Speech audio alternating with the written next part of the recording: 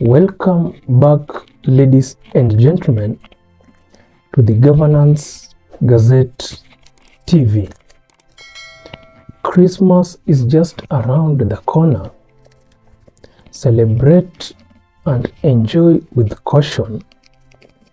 And if you have enough for yourself, remember your neighbor who doesn't have anything for themselves. Now, my conscience cannot and will never allow me to keep quiet when I see an injustice being done, especially when our mothers, girls, daughters, and sisters are being butchered and slaughtered like cows every day in this country. And instead of politicians talking loudly and condemning these murders, they are busy engaging in non-issues of impeachments and term limits. What a pity, Kenya. Just listen to this. Now, tonight, we begin with the worrying trend of femicide in the country. Close to 100 women and girls have been killed in the last 3 months as the femicide crisis escalates. The National Police Service and the Directorate of Criminal Investigation say the murder and manslaughter cases have been steadily increasing in the last 2 years, but vowed to tackle the problem. The police admission of the gravity of the situation came amidst calls for accountability and increased prosecution of perpetrators of these crimes. We begin our broadcast with our very own Brenda Wanga.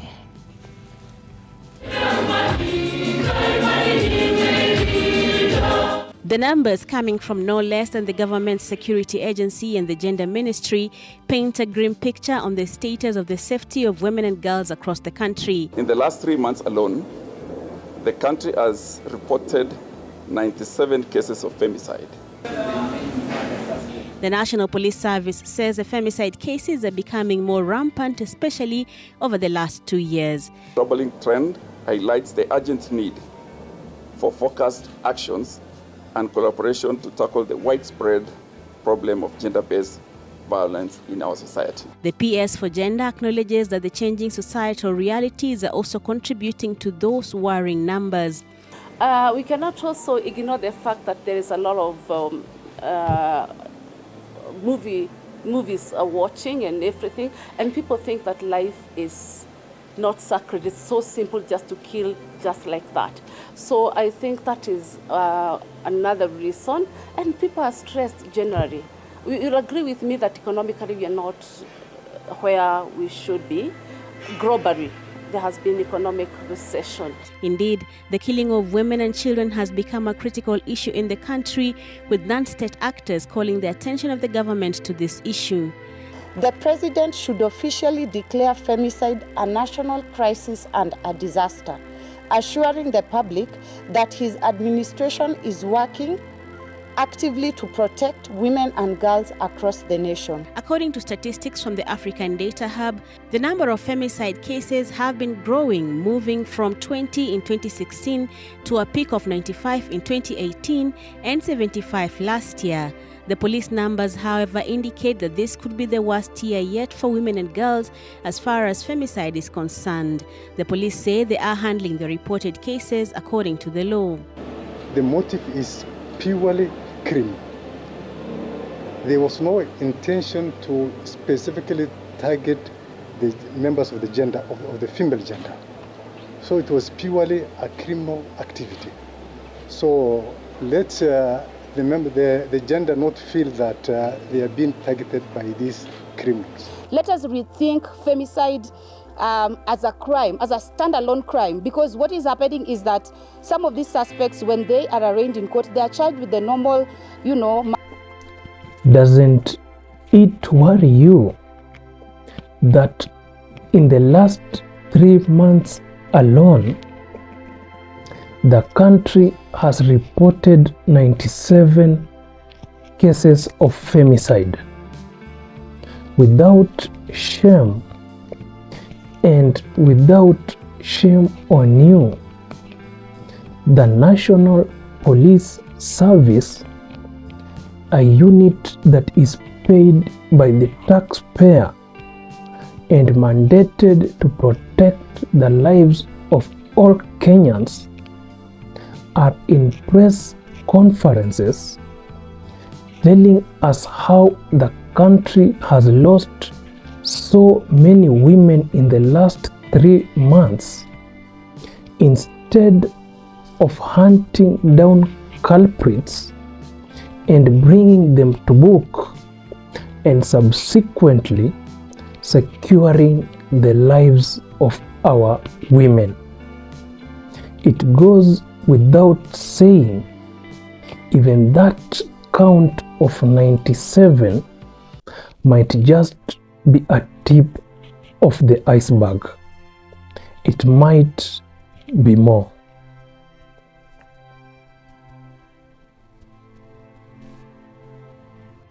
Now, the murder of 3 women from the same family has been branded as macabre by security agencies and family members who are coming to terms with the events of Tuesday. The origin of the puzzling killings was a hospital visit by one of the women made to a health facility in Eastleigh in Nairobi, which was the last time the 3 women were ever seen alive. NTV's Ngina Kirori reports on the family's testimony, accompanied by CCTV footage and statements from the police. 23-year-old Amina Abdirashid was excited to be starting out her hospitality course at the Nairobi Institute for Business Studies. She had been studying there for the past 8 months before tragedy struck on Tuesday morning. Her body was discovered along Mwambao Road in Parklands Estate with several stab wounds on her back, chest, hands and head, according to police who arrived at the scene and processed it. Uchunguzi wetu wa kwanza ulionyesha kwamba huenda aliletwa kutoka sehemu tofauti na akatupwa mahali pale.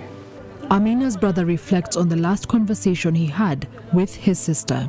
Mamangu naye anaongea naye occasionally, kila mara anaongea naye kila mara, lakini ilitokea tu kwa hiyo usiku yake kupotea, alipiga simu ghafla, watu wamelala na hatukuweza kupokea simu yake. The epicenter of the tragedy of this case, however, is that Amina is one of 3 family members murdered in one night.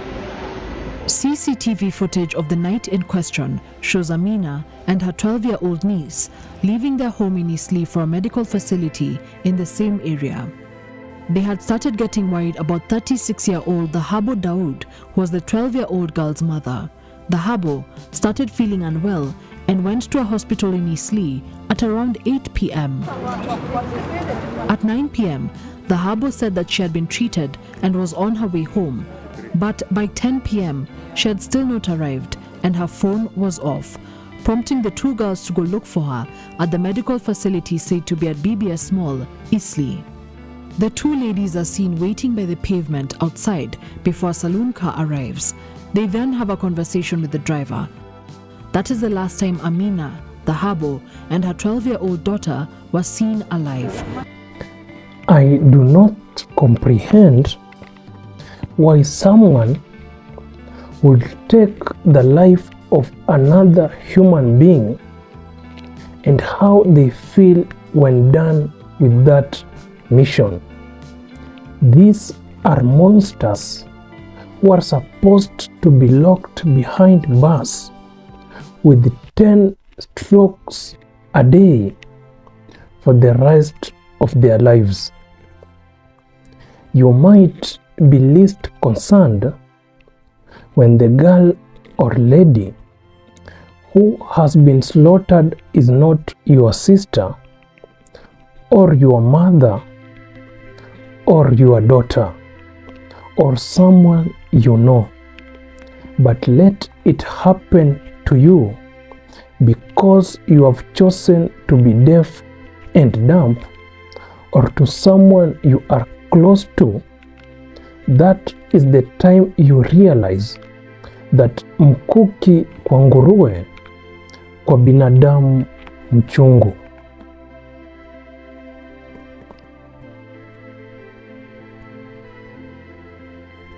Now, switching gears here, and cases of killings continued to rise, with police in Kar West in Kasarani Sub-County investigating yet another case of femicide where a boyfriend is suspected to have murdered his girlfriend. The deceased 33-year-old Lillian Acheng Aluko was found dead at her boyfriend's house with injuries on her face and a stab wound at the back. Police have launched a manhunt for the suspect. What a country that eliminates girls who are barely 13 years old. For what reason? I don't understand. We have incidents where our own security apparatus will go further and abduct Kenyans who are then found dead. We shall call you out loudly and eloquently without fear or intimidation. A man will live once. I do not understand why a man should kill a woman because of love gone sour. Yet these are the same creatures who are created to have the protection of men. If truly you love that woman, the best way to show her love is to let her go in peace. Let her find her peace. Even if she cheated on you, the world has enough women for all of us, and you can easily find another soulmate without putting yourself into unwanted problems. Be a man.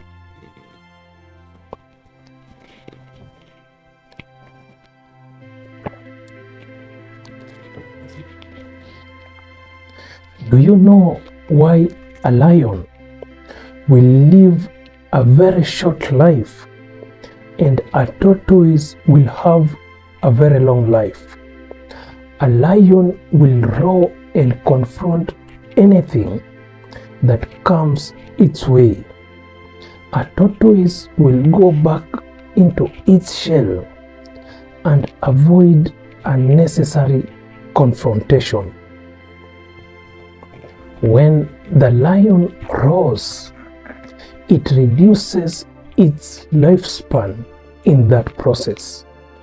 And when the tortoise proceeds hiding into its shell, it prolongs its life in that process. At times, it's better to be a tortoise than to be a lion. I do not see women coming out strongly enough to condemn these killings. Women must stand up and rise above fear. Do not fear. Be courageous enough to defend your dignity. Do not be silenced. Your freedom and life are more important than anything else. Stand up and be counted as women.